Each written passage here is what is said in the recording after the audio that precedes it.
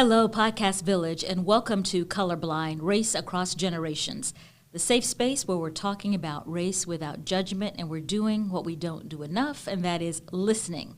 I'm your host, Vanessa Echols, and this is a special edition because we are talking about how race plays into healthcare and health and medical issues, particularly when it comes to maternal mortality rates. So here is why this is so important. In this country, if you are a black woman, you are 3 to 4 times more likely to die during or shortly after childbirth than women of other races. Joining me for this important discussion is Jenny Joseph, a licensed midwife, an international authority on women's maternal health, and the founder and executive director of the Common Sense Childbirth, Inc., and owner of her birth center and maternity medical home, The Birthplace in Winter Garden, Florida. Thank you for joining us. Thank you. I wanted to mention all the things that you are involved in because this is one of your passions, so you know a lot about this. Yes. Let's start by talking about this study that was just published from the Harvard Chan School of Public Health, looking at pregnancy-related mortality rates between 2011 and 2014. And here's what they found. For white women, there were 12.4 deaths per 100,000 women. For women of other races, 17.8. And for black women, 40 deaths. 40. Yeah. I mean, just saying it gives you chills. Absolutely. It has you sort of do a double take. So you said that wrong. Can you say it again? Because it couldn't be so, because we're in the United States of America. We are in the most developed nation, the most resourced nation, the opulence, the access, all of the things that would prevent and mitigate women dying in birth are here. So what's going on? And so that is the big question. Why is the rate so high for black women? Well, it really goes straight back to race. And to get to the point, it's racism, not race, that is killing black women. And what do you mean by that? I mean that the structural and institutional ways of being that we have in this country, in this United States, has our women at such risk of being ignored, not listened to, not heard, not responded to. Women can say, I've got something's wrong. I don't feel right. I feel pain. I'm concerned, and can be poo-pooed. I mean, we can go straight to Serena Williams as our classic example. What a horrible thing to have happened to this woman. But because it did, it brought front and center what women have been saying for decades.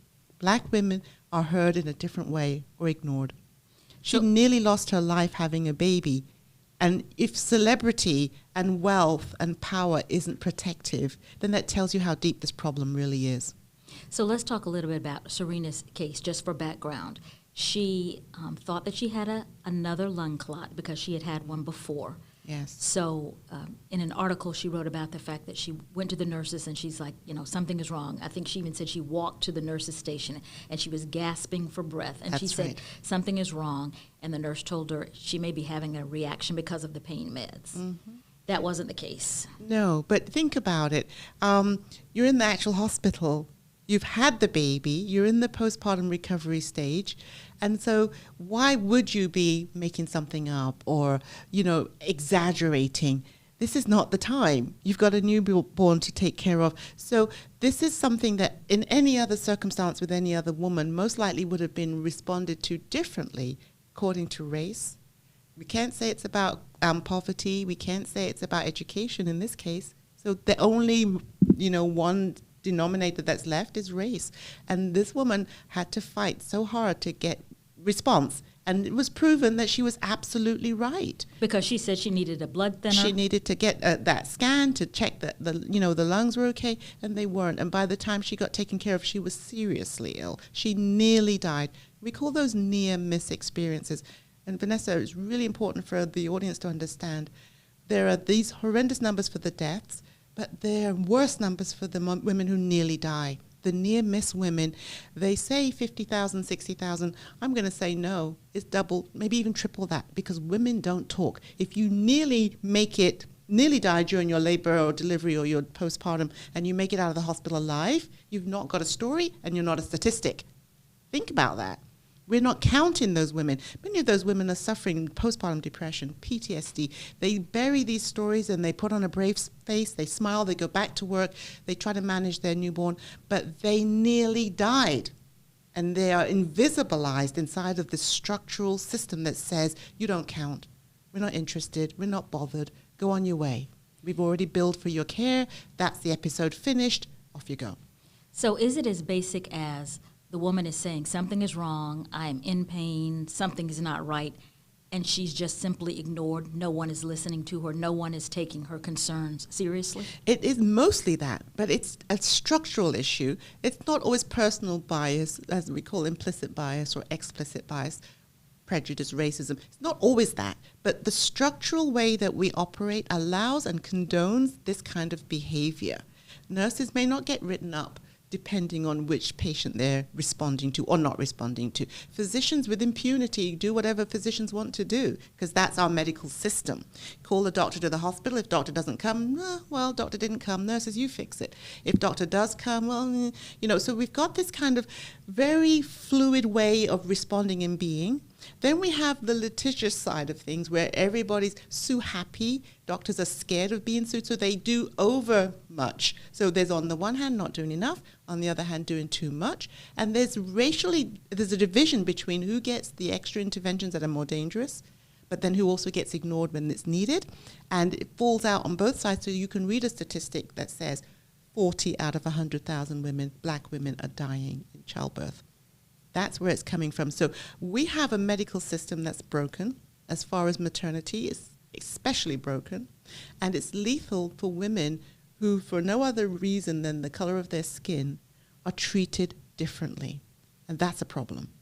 And so for this particular health issue, it's not really a socioeconomic thing because certainly Serena Williams does not fall into the category of someone who is disadvantaged socioeconomically. So when we come up with these tropes, and we love to do that in America, well, she'd only eat right. If she wasn't so fat, she's so bad and wrong, she didn't get her prenatal care. By the time we finish laying all that judgment, we can justify our behavior or lack of behavior. We can justify these outcomes. We can throw our hands and say, to fix it, we better get these women straight. They need more education. Don't they know? They should have a husband. They should live here. They should be all of the should. But this is across all socioeconomic status. Highly educated, wealthy women with insurance are more at risk if they're black of dying than a white high school dropout. So we have to stay in reality. The reality check is that, yes, this is race. Racism in response to your race, rather than there's some physiological issue with you because you're black. Do you see? And that's important to tease out and to maintain clarity around that. You can't cause your own ill health unless you recognize the only way you got there was because the system allowed or supported you not getting the health that you needed. So from a human rights perspective, this is where we're going wrong because we let it stand that these statistics have been like this. These aren't new statistics. We just started looking. 10 years ago, no one was interested in gathering. We were all about the infant mortality piece. Infant mortality was where all the effort, the energy, and the money was going. We got to figure out why these babies are dying before their first birthday. Well, because their mothers were so sick, they were born at 26 weeks. That's why. So now we realize we better look at the mother, finally accepting that this is the bigger piece of the problem. And the mother, historically, on racially divided lines, has suffered, whether it's access to quality care. And let's talk about the women who have got insurance, who see regular physicians and practices. Inside of those practices, they're still not getting the same treatment. Okay? Inside of the hospital, they're not getting the same treatment. So many women will tell stories of the nurses were a little disgruntled. The nurses were in a hurry. They asked me if I had my Medicaid card. They thought I was on WIC, so they didn't bring the lactation consultant. Jumping to conclusions and prejudging is lethal. It will kill you. So we have to look at the fact that we maybe need to work on training and supporting physicians and providers into thinking about how their own implicit bias is impacting lives. But then we need to look at the structural side. Why is it and how is it the hospitals can condone and support this way of being. There's a real gap here in terms of putting these two pieces together and adding up to that's why the outcomes are the same. So let's take a deeper dive into some of that you've mentioned, because there was a story on a morning newscast that I saw, a national newscast, and you were on this, in fact. There was a Dr. Neil Shaw from Harvard Medical School and Beth Israel Deaconess Medical Center in Boston. Here's what he said. He said some people, it would be hard for some people to hear this, but he said this, and I'm quoting him directly. "We believe black women less when they express concerns about the symptoms they're having, particularly around pain." Yes, absolutely. Being dismissed. Yeah, it was very important that he said that.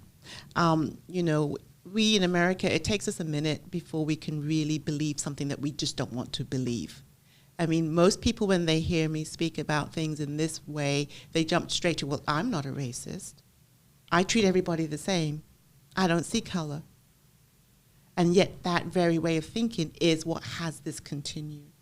We have studies that show that, when black people talk about their pain level, they are not treated the same way. They're not believed, or they're not medicated, or they're not supported. When black women talk about symptoms such as they're having, high blood pressure, they're having headache, they're swelling, oh, you're okay, you're fine, we'll see.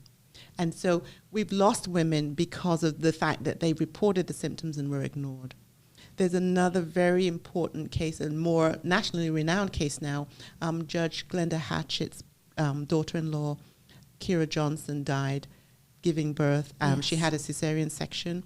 Her husband sat by her bedside post-cesarean and kept asking the nurses, she's bleeding, there's a problem, until there was blood running into the catheter, the urine catheter. And he brought that to the nurses' He kept bringing it to the attention, and they kept ignoring until by the end of the day of watching this happen, it was, oh, let's all run around, panic stations, and by then it was too late. She died when she went back to surgery. Her abdomen was full of blood. This happened over the course of the day. There are a lot of variables in here, and I don't want to be the one to tell Charles Johnson's story, because it's his story, but basically, not only was he ignored, but he's also constrained as a black male.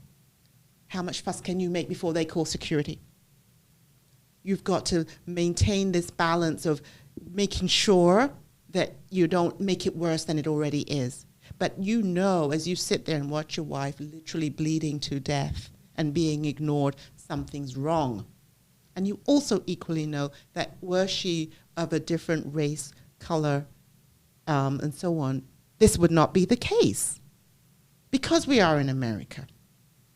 And he has talked about this publicly, the fact that they kept saying, like, oh, we'll take her in for the CAT scan, and minutes go by, hours go by. Right? Until they finally did something, and it was too late. Right. So these are the cases where you're actually in the hospital and this egregious behavior is happening and killing women. So I made up this phrase, I call it maternotoxicity, meaning wherever you are or whatever surrounds you is toxic, in some cases lethal for you, especially if you're a black woman. So there's maternotoxic zones. So, for example, I say a hospital can be a maternotoxic zone depending on which providers are on at that particular time.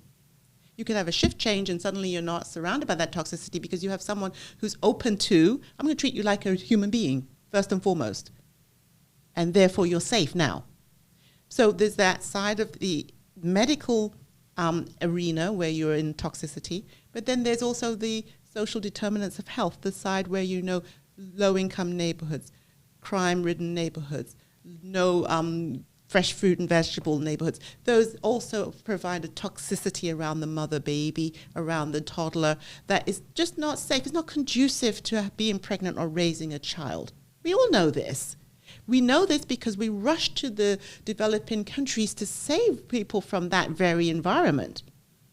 And we come with all kinds of great ideas and programs and money to make sure that we improve their lot. And we throw our hands up when we see their statistics and we say, well, they're so bad because of all these things.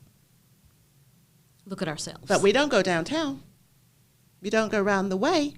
We just keep reporting and studying and reporting and studying and having conferences and meetings and talking and talking and talking and talking. This is not a new problem.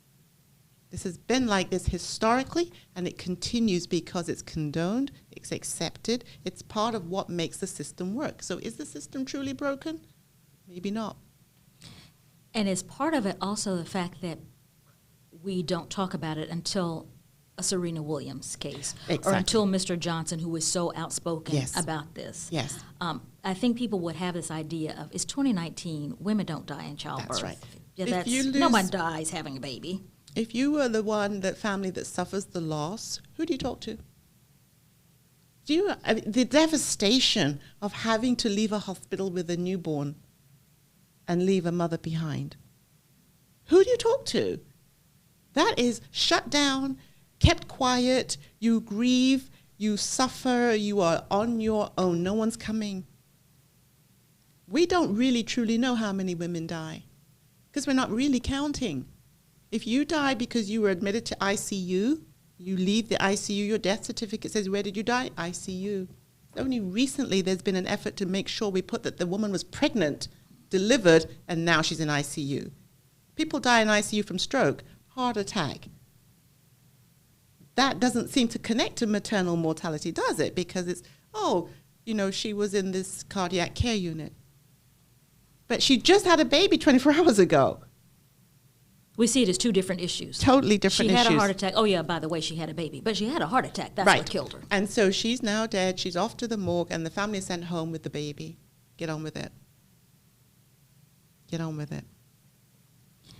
So what advice do you have for women, and since we're talking about black women who are going to have a baby, who are in the hospital, Yes. how do you, squeaky wheel gets the grease, how do you Yes. be the squeaky wheel? Well, it is literally that.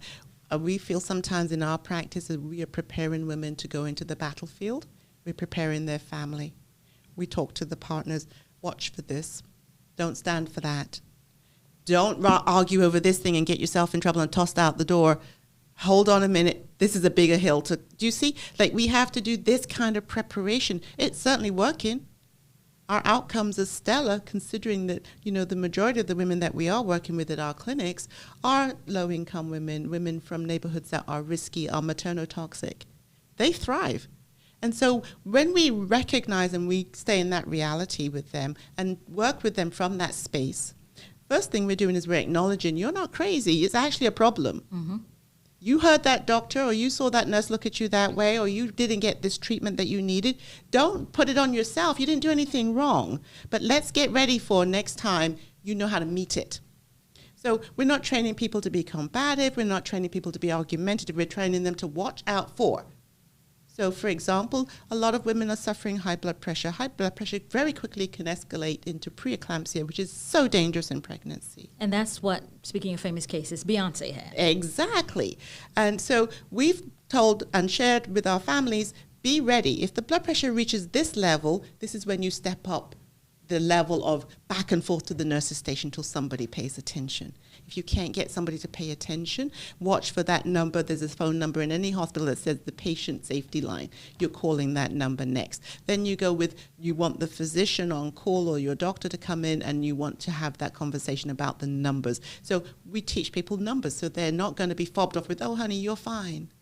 Oh, but this is the number that we were told we should watch for. Oh, no, and keep being the squeaky wheel, literally. But what an awful situation that you have to prepare folk to be their own advocates, to be ready to fight for themselves. What does that make any sense? And the thing here is that, we haven't got the sense in our own power to say, I don't like this nurse, or I'm not working well with this nurse, I want another one. Because then you have this, room 3. Yeah, no one wants to be seen as the cranky patient. That's right. You're in a very vulnerable situation when you're laboring. So here's the other thing to keep in mind. Many of the reasons that things go so far south so quickly aren't always to do with the actual labor and delivery, right? They're either before, for example, preeclampsia, blood pressure rising in pregnancy, or they're after. We have a situation, we toss women out of the hospital in 2 days. Take your baby and go home. If you've got a scar on your belly, whatever, bye. And you are stuck between that 2-day discharge and a 6-week postpartum visit. No one wants to see you because you do not belong Once you're in the postpartum period, you're waiting on that 6-week visit, and which is quite a useless visit. Getting a pap smear at 6 weeks doesn't help you. So between 2 days and 6 weeks, you're on your own. So we do a lot of education and support with the families on how to reach us, how to, again, be the squeaky wheel. If you have a problem, don't go to the ER, go to the triage.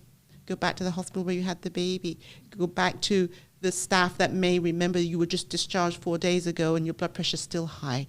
You know, we try to give them tools and understanding of which piece of information is pertinent and which thing to fight for, right? So we have done the work of navigating the system, understanding the system, breaking it down, recognizing which hospital by hospital, area by area. When we can, we send one of our staff members. We train doulas, childbirth educators, and breastfeeding and supporters to go with and help support and coach a family how to navigate. We've had to take the onus on. We also look at it from an insurance perspective. Which type of insurance do you have? If you have Medicaid, which type of Medicaid do you have? Which doctors take that Medicaid? Which all of this carry on. Lot. It's a whole wraparound thing just to support so the families can negotiate, navigate, and come out the other end whole. That's the work we've done because we recognized early on it wasn't about, oh, her obesity is the problem. Oh, she doesn't eat right. Yes, those things have some part to play, absolutely. But this isn't about physiology. This is about race, racism, classism, sexism, power. And for a while, people would say that it was about something physical. They still say that. It's about obesity. It's about having high blood pressure even before you're pregnant. Yes. All of those things. It's about blaming the woman. And when you blame her from a racially based context, you've fallen into those tropes that have haunted us for decades. You go straight to, oh, welfare queen. Oh, she's single mother. Oh, she's bad and wrong. Oh, she's ugly. Finished. Angry black woman. Angry black man. We're scared. All of this plays into the health and the outcomes of your health or lack of outcome. And so what do hospitals need to do to help fix this? Really need to recognize that the staff need support in being able to come outside of what the structural behavior expects of them. Nurses have dilemmas. They're faced with, well, we've got to turn these beds, we've got to move these rooms. This one in this room is this insurance. This one in this room is this situation. We hand over medical care based on all of these social circumstances or judgments rather than true care of who that individual is and what she needs. Hence, the interventions. Hurry her up. She's been in the, oh my gosh, she's been pushing for hours. Let's go. Right? Is she under the care of the practice, that's the hospital-based practice, or is she bringing a private physician in from outside? If that private physician is coming in from outside, the nurses are basically doing their own thing. So hospitals need to really train and recognize how can the nurses, how can the physicians, how can the staff support from a more equitable way, right? Our system doesn't really help us with that. We are going by whose insurance is what can they afford, are they self-pay, are they undocumented? What a mess. If you have no papers, if you're an immigrant, if you're you have no social security number, you're again judged into a different way of being treated based on that. So we need training around recognizing we're not doing it maliciously, but we all have a bias, and it impacts how we provide care. So that's the first thing for the hospitals. The other thing is to consider that if we don't intervene early and safely and quickly, we end up with costing everybody a whole fortune more than is necessary. So if you fill a NICU with little black and brown babies that came out prematurely because you didn't want to do the front end, which is provide access to a quality, safe prenatal care experience, then you will keep finding your NICU full of black and brown babies and wonder, or maybe you don't wonder so hard because that keeps your NICU full. And that's right? more expensive. It's much more expensive. Right? And then on the other side, women who come out of the other end of their pregnancy experience with lingering chronic high blood pressure or lingering, diabetes, things that were not treated in the pregnancy because she was not able to get to the right provider. So currently, for example, I have a woman who has a cardiac issue, right? She's had it before the pregnancy, but now she's pregnant with this issue, and she's on a certain type of Medicaid. She can't get to a cardiologist. We're just sitting on her because she's got a certain type of insurance. So it's not just the hospitals, but it's also the medical systems. We have to consider that state issues as far as Medicaid dollars, federal dollars, all of these managed care programs, all of this plays in because we've institutionalized how we racially and socially divide people. At the end of the day, people need the same health care regardless. They need the same support regardless. And when you're talking about a mother and a baby, it is so cruel to choose this particular discipline of medicine within which you really practice that. If you think about cardiology, you think about hospice even. We're not as divisive in hospice as we are in maternity care. The intersection of race, class, gender is what has maternity care in this mess. And we keep accepting that that's okay because we won't change. So we need to re-examine what is maternity care and are we open and willing to provide it? We certainly have no problem rushing overseas to do it. So we need to look at ourselves and ask ourselves, what are we really doing and why? So it's very complicated. It's not that I haven't got any hope for change, but in my 30 years in the United States, I'm still struggling to understand why are we at this impasse? Why are the numbers rising? Why do we need a physician like Neil Shah to be on national television and say out loud, black women aren't listened to? Very bluntly saying we knew that already. But he said it. He said it. Who heard him? Who discounted that with, right? And kept going on their merry way. That's why we're still dying. So let me get your reaction to this because it speaks to something that you've said all along here. California recently passed the California Dignity in Pregnancy and Childbirth Act.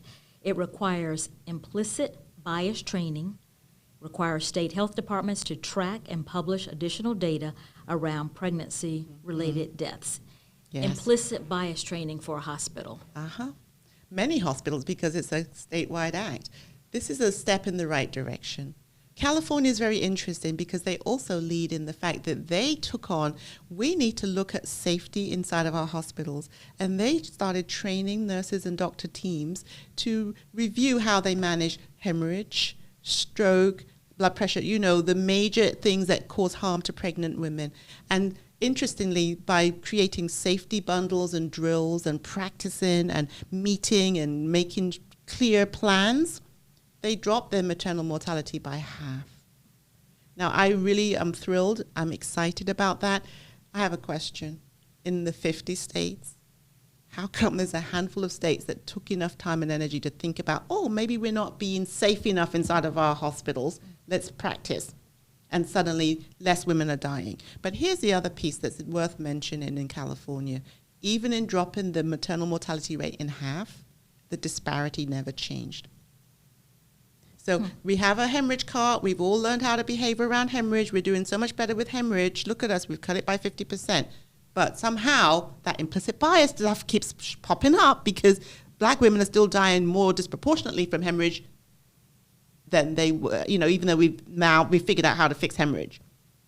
Something about who we are as humans has us not run as fast for that cart or not measure as carefully for this one as we did for that one.